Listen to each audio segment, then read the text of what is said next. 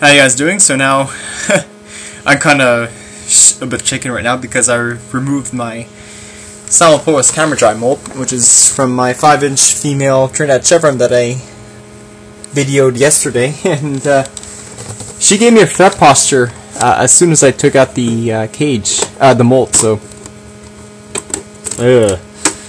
I'll show you her again, and she's just amazingly beautiful, like a green color, and you can see the red tarsi.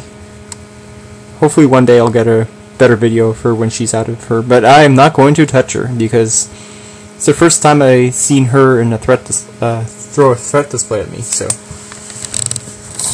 yeah.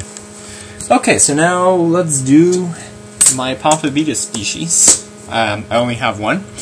So the Pamphobeteus species Caresheet video would apply to species Pinkbloom Platyomma, Fortis, the ultra-rare Ultramarinus, and Nigricolor, and so forth. So these guys are bird eaters, New World terrestrials from Brazil to Bolivia in South America. So I'm going to show you Jade. This is my, I think a 2.5-inch female, almost 3. Pamphobeteus Platyomma. This is known as the Brazilian Pinkbloom Bird Eater. So here is she, and I don't know if you can see the pink highlights on the carapace. These are very typical of Pamphobeteus species. Very awesome. You can actually see the pink hairs on the abdomen. So these are similar to the Zenithus species, but these guys are much more easier to take care of.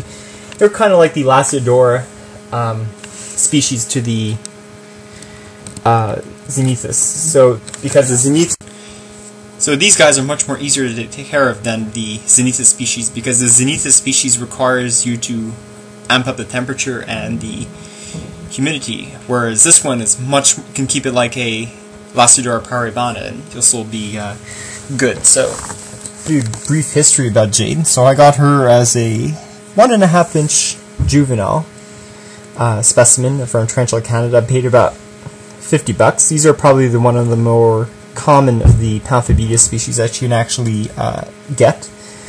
The maximum size is attained about at least a good 6 inches. So 6 inches would probably be the size of my Brachypelmabomi Mexican firelake. Oh, she's ready to molt soon. I can tell right away her abdomen's dark. So only time will tell when she'll turn upside down and molt for us. And hopefully I can get a video of that.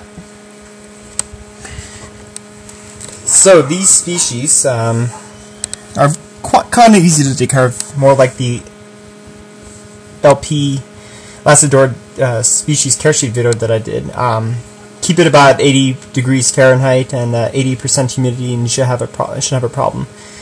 Temperament of these guys are your typical bird eater. Fast, nervous, can be aggressive, and certainly a very, very bad hair flicker.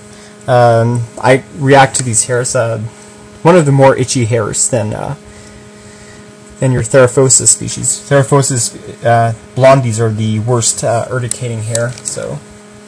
So you really want to avoid handling spiders of this caliber.